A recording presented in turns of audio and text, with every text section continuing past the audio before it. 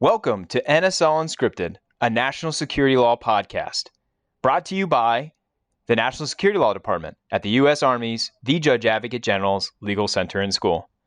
We bring you conversations and hot topics from NSL practitioners today, and hope you enjoy this episode. In this episode, Major Michael Keoni Medici, former associate professor in the National Security Law Department at the Judge Advocate General's Legal Center and School, interviews Lieutenant Colonel Mike Lebowitz.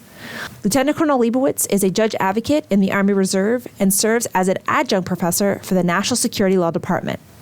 In his uniform capacity, he has also served as the Chief of National Security Law for our Cyber and was assigned as DoD Special Trial Counsel representing the United States in the military commissions, an experience he touches on in this podcast. In his civilian capacity, he currently works as the senior attorney at the Government Accountability Office, where he primarily handles issues involving information technology, cybersecurity, and critical infrastructure. He has also served as an attorney in the National Security Law Division for the Department of Justice, assisting in complex cyber, counterintelligence, and counterterrorism investigations. In today's podcast, Lieutenant Colonel Lebowitz discusses his recent publication discussing the existing electronic surveillance laws and whether the future of the quantum internet will render them obsolete. We hope you enjoy this episode. We start off this episode asking Colonel Lebowitz to explain a little bit about his unique background and one experience with the commissions. So a while back, I worked on the 9/11 case in the military commissions, and then I went to my civilian job at Department of Justice.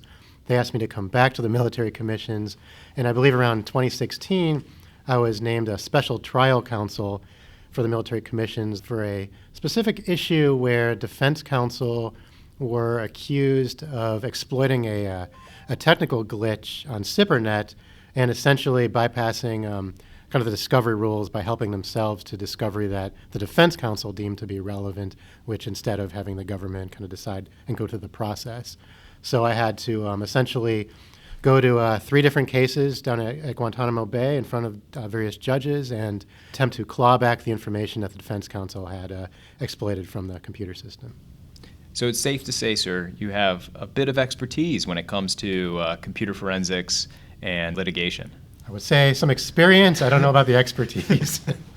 Understood, sir. So tell us a little bit about what you have forthcoming in publication, sir. I'm kind of a nerd for all things cyber, and I really got into reading about the nascent quantum internet.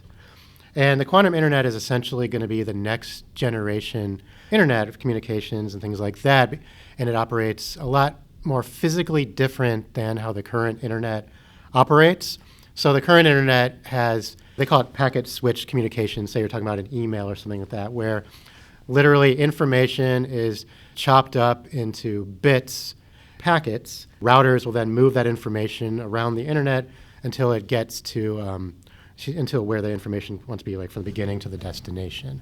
Yes, sir. It's kind of like the design of the internet was for redundancy and speed, and so these packets are how we move lots of information rather quickly. Exactly, and it's like ones and twos are kind of what they're packeted together and moved throughout the internet. That's how you communicate. So the quantum internet behaves completely different. What it does is it essentially takes out the packets from the equation. So the packets will be gone from the equation, and what the most viable way of the quantum internet will work is that essentially the data is going to teleport. So from point A to point C, because there's a little bit of science involved with point B. So there's no more packets. The information just goes from one to the other without that. And I thought that was really interesting, and the nerd in me was like, wow, that's great. I nerded out about that. But then I started thinking about the phrase packet-switched electronic surveillance.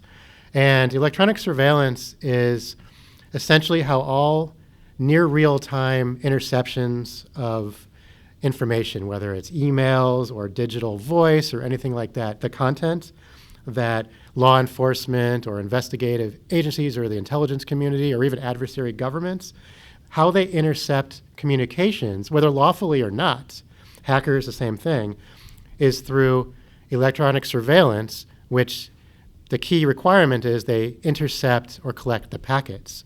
So got me thinking, if the packets are going to be eliminated from the equation, Obviously, the cybersecurity benefits are great, and that's what's being touted by this. They're calling it spy-proof. They're calling it hacker-proof. Governments from China to Europe to the United States are spending billions upon billions of dollars to develop the quantum internet because without the packets, it's going to vastly improve cybersecurity. If you think about it, a quantum internet on a classical system can solve something that would take a classical internet encryption about 50,000 years to solve. The quantum internet can solve it in 2 seconds. So that's what we're looking at there. That's why there's this huge race for the quantum internet. But again, what I was thinking about was, what about the other side of it? Because our government and adversary governments, we rely on lawful electronic surveillance, and that's going to be gone once the packets go away. So the paper is suggesting, one, the government needs to think about this, not from just the cybersecurity aspect, but also from the lawful electronic surveillance part of it, to see, where in the statute there's any holes in this. Because my view is that the statutes, as they stand right now, that govern kind of the lawful electronic surveillance that our government relies on, those statutes might not account for the physical differences that the quantum internet would make. So what you have in the future then, once the quantum internet comes, if the statute isn't caught up yet, you're going to have judges essentially playing legal whack-a-mole, trying to interpret this on the fly, and you're going to have government agencies trying to interpret what they can and cannot do on the fly. So the paper recommends getting a head start on that and being proactive so that once the first quantum internet and quantum system comes online, the government is ready to essentially protect the nation and conduct the national security business that it's entitled to do so pursuant to the law. Sir, that's a lot to take in. It is, and I think I just put some people to sleep, and although for me, I'm just like, yes, let's talk more about quantum internet. Where do you see electronic surveillance and those authorities will essentially be rendered moot once quantum systems come, are you saying online or are powered on? It'll be gradual. So by 2030, experts predict that there are going to be some very viable and in-use quantum networks. So 2030 is kind of the target date of when they think this is going to be ready. But again, there's countries like China that are racing to beat us to it. Europe is racing to beat us to it. There's a lot of companies that are working on this. There are a lot of private entities and public entities and universities that are all working toward this.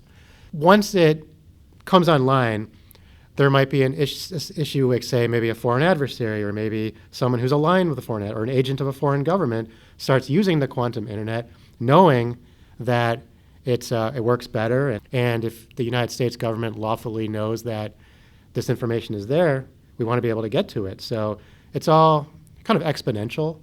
And but once these quantum networks start coming up, we're going to realize there's national security implications. And adversary governments and the United States government and friendly governments are all going to want to conduct their national security investigations, which we currently do right now. I can give you an example. There's every year the ODNI produces a transparency report. It's unclassified, it's for public consumption, and it talks about certain authorizations regarding specifically addressing packet-switched electronic surveillance, for example. And the most recent published report said that there were 233,000 targets. So if you have a quantum internet that's up and running throughout the world, then theoretically we could be losing 233,000 national security targets that have been vetted, are deemed important by the national intelligence community for national security purposes. And that's a lot. That's a big deal. And I think the focus is so much on the cybersecurity part of it, there's no thinking about the national security aspect of it from the other end of it. So how does ongoing conversation about big data fit into this, sir? Was that something you explored in your paper? I did, yes. So the history of the internet and cyber in relation to the U.S. government is kind of this long and sordid history that's essentially where you would think in a perfect world, private and public sectors would work together to improve and protect, if nothing else, cybersecurity of data. Even if a company loses its data, that could be a national security concern. I'm thinking of, like even oil companies or logistics companies or anything you can think of, medical corporations, universities, research and development are all the big ones, right? But even to this day, it's still voluntary, the sharing. So if a company finds out that, hey, there's some issue, cybersecurity issue, they might not share. It's voluntary to share it with the U.S. government. And I think it's only like in like the 2014 and 2015 when even the voluntary sharing thing was even really codified. So it's very, the government and the public sector has been, or private sector, has been very slow in working together. So if we don't do anything and we're not proactive, we're going to have the same problems, but on a much harsher scale because, again, the quantum aspect of it, particularly in the hands of hackers or adversary governments, can prove disastrous. And at the same time, you're going to have our adversary governments or hackers or criminals hiding behind the quantum internet, the protections, the cybersecurity protections that we're affording ourselves. They're going to be hiding behind that same shield. So I talk about things in the paper such as maybe this is where we want to revisit the issue of backdoors. If you remember, there was a San Bernardino, California terrorist attack a few years ago. There was a big issue with Apple. Can Apple help with the backdoor to get into the system so we can find out, what's going on behind the scenes with these terrorists who uses Apple phones? And, and that issue kind of worked around and it became mooted because of other reasons. But it's the same thing, is this where we finally work with the or the private sector to incorporate backdoors for certain national security investigations that are vetted? I'm not talking about the public or the government says, hey, we need this with nothing behind it. Maybe we get court orders or something like that. So I think that would be part of it.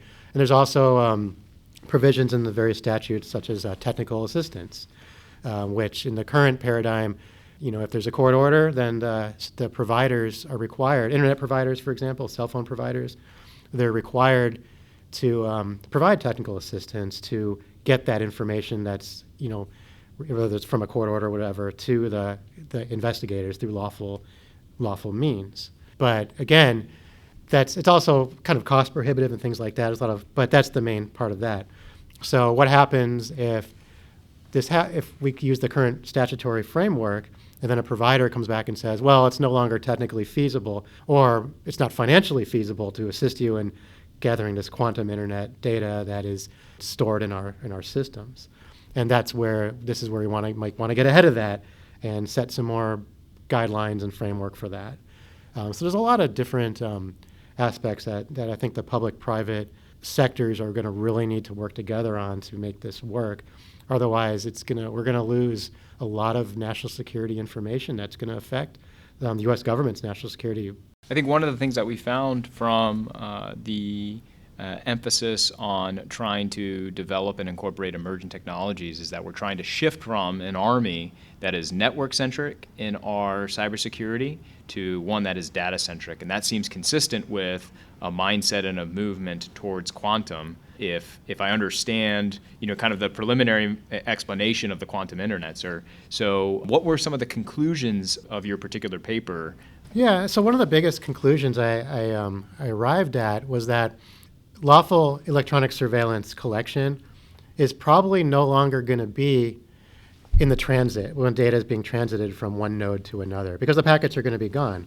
So what we're going to switch to is more of the storage areas, the data centers, the cloud areas, wherever data is physically being stored.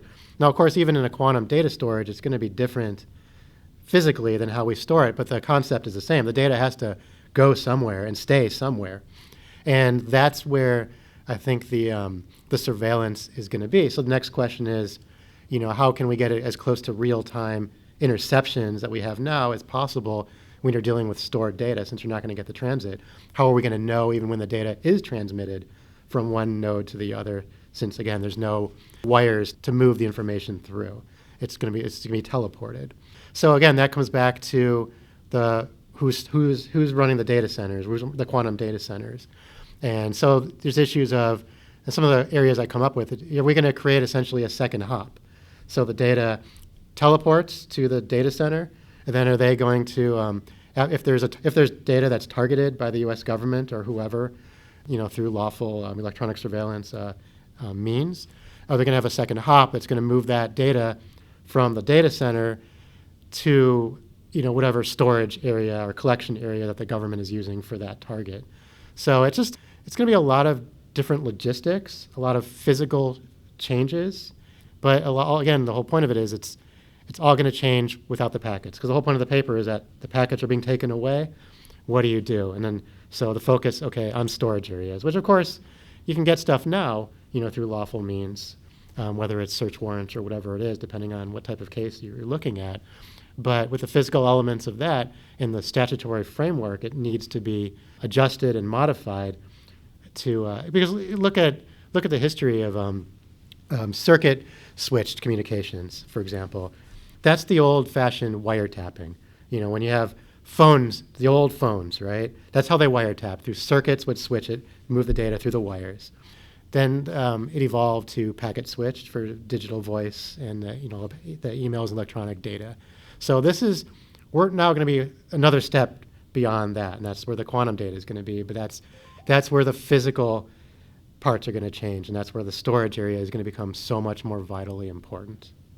Sir, really thank you for taking the time to explain, and I'm sure what you've certainly, having written a substantial piece of scholarship that's going to be published. Where again, sir, is this going to be? It should be published in the Boston University Journal of Science and Technology Law. Oh, fantastic, sir. Really appreciate you coming in and explaining that, sir, and everything that you do for our students. Is there anything you'd like to close out with our NSL Unscripted listeners, maybe over your pursuit of this particular passion of yours, sir? Like, how did you get to this point? It's something I'm interested in. I work on, obviously cyber is kind of a big part of what I do for a living, whether it's teaching it here at the JAG school or in my civilian capacity or in prior military jobs. And it's something where the one thing I learned, I would say, from this is that the government is not always as proactive, shockingly, as we think it can be. And sometimes, or quite often, it comes back to bite us when we're trying to deal with something exigent or new. And so the whole point of this, where I came from this, is let's try to be proactive and get ahead of it, because once the hackers, they call it Q Day, is when the hackers first get the quantum internet. Once they start doing that, and if we're still using the classical internet, they're going to hack us to death. Or whether it's adversary governments, the same thing. So it's just a matter of being a bit proactive and a bit creative, to be honest. And that's kind of where I urge all listeners to any area of interest that they have, if it aligns with things they know, to kind of look into it. And don't just assume that, it'll all get worked out or the statute will cover it, because in this instance, I'm not convinced that the current statute framework will cover something that is going to happen.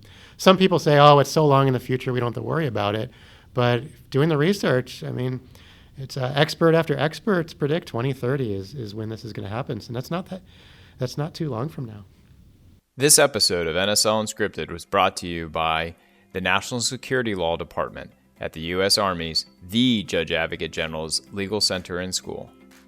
The views presented are those of the speakers and do not necessarily represent the views of the Department of Defense or its components, the Department of the Army, or the Judge Advocate General's Legal Center and School. Our department also produces the Operational Law Handbook, accessible online. We hope you have enjoyed this episode and look forward to future episodes for NSL practitioners. Thank you.